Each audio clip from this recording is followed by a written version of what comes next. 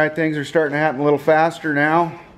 Getting the exhaust pulled off. We're gonna find top dead center so we can set our timing mark, and then we can stab our distributor. I got my dial indicator over there ready to go. We just got to get the exhaust out of the way so we can find top dead center, set our mark, because we got one of those adjustable timing markers there. Once we get that done, we'll be stabbing the distributor, and then I guess we're going to start sealing up exhaust and putting it back on, right? Is that where we're at? Pretty close. I think so. The reason we had to get that new timing tab too is because I got that ATI balancer instead of my other one, the regular. Yeah, was it? Different size. Yeah, you went smaller, right? Yeah. Yeah. There's James always thinking about reciprocating mass. Right, James? Keep the weight down. Yeah. Keep this shit on a diet. Yeah. Lighter revs faster. That's right. And get that brat, brat.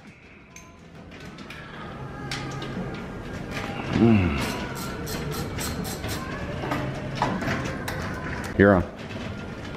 And this stuff's always great to get all over you. They say this isn't fiberglass, but there's definitely fiberglass in it somehow. And it itches all day. Itchy, itchy. Really itchy. Especially like when you lean across, put your forearm, you're across it real hard when you're wrenching on something, boy, you itch and itch. Yeah.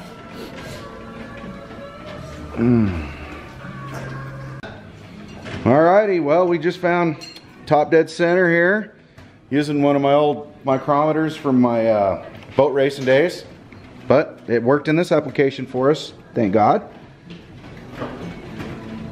And we set top dead center. Now we've got her all locked down.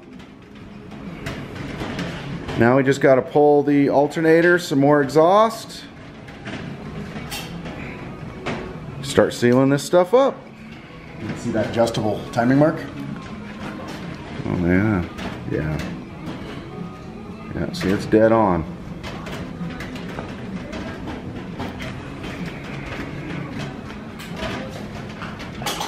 This is gonna be a nice motor, James, wow. And we aren't the type of guys that just got cash, so I mean, he had to work his tail off for all these parts all last summer. I have to shovel asphalt. Yep, that's what he does.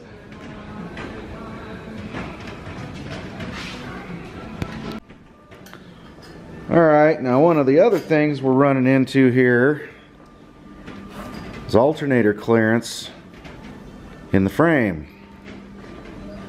Because the 1930 Model A only has, what was it, 23.5 frame rail to frame rail? Yeah, something like that. 23.5 frame rail to frame rail.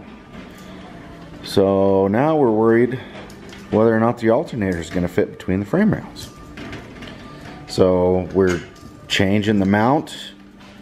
Going to move the adjuster arm to the different bolt hole and see if that pulls it in enough, and we're going to try that.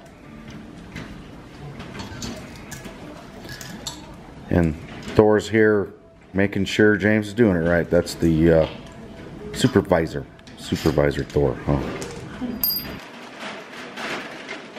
He just looks at me.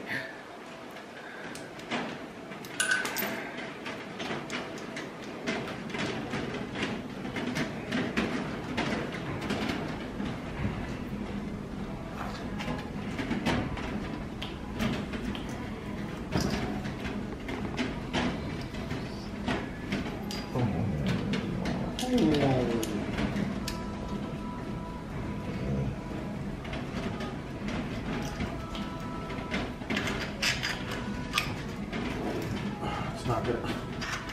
It won't. Play this.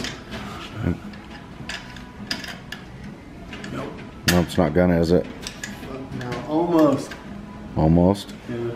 Could we put a little round?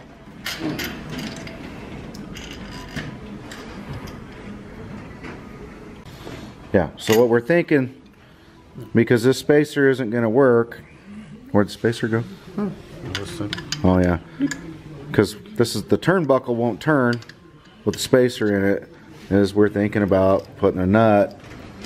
Spin that around the other way. This doesn't fit. Wrong thread.